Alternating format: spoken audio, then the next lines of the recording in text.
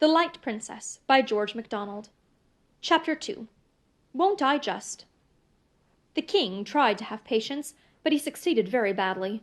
It was more than he deserved, therefore, when at last the queen gave him a daughter, as lovely a little princess as ever cried. The day drew near when the infant must be christened. The king wrote all the invitations with his own hand. Of course, somebody was forgotten. Now, it does not generally matter if somebody is forgotten, only you must mind who.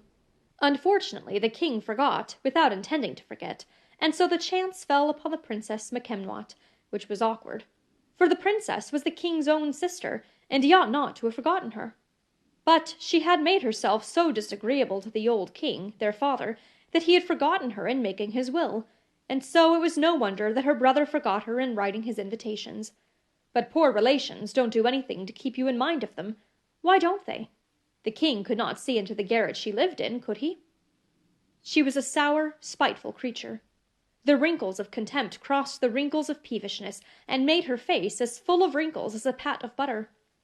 If ever a king could be justified in forgetting anybody, this king was justified in forgetting his sister, even at a christening. She looked very odd, too. Her forehead was as large as all the rest of her face, and projected over it like a precipice. When she was angry, her little eyes flashed blue. When she hated anybody, they shone yellow and green. What they looked like when she loved anybody I do not know, for I never heard of her loving anybody but herself, and I do not think she could have managed that if she had not somehow got used to herself. But what made it highly imprudent in the king to forget her was that she was awfully clever. In fact, she was a witch, and when she bewitched anybody, he very soon had enough of it, for she beat all the wicked fairies in wickedness, and all the clever ones in cleverness. She despised all the modes we read of in history, in which offended fairies and witches have taken their revenges, and therefore, after waiting and waiting in vain for an invitation, she made up her mind at last to go without one, and make the whole family miserable, like a princess as she was.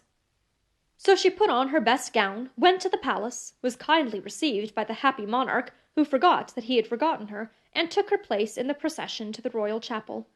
When they were all gathered about the font, she contrived to get next to it and throw something into the water, after which she maintained a very respectful demeanor till the water was applied to the child's face.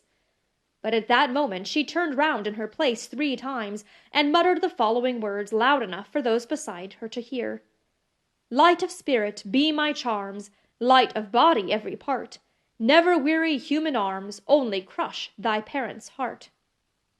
They all thought she had lost her wits, and was repeating some foolish nursery rhyme, but a shudder went through the whole of them, notwithstanding.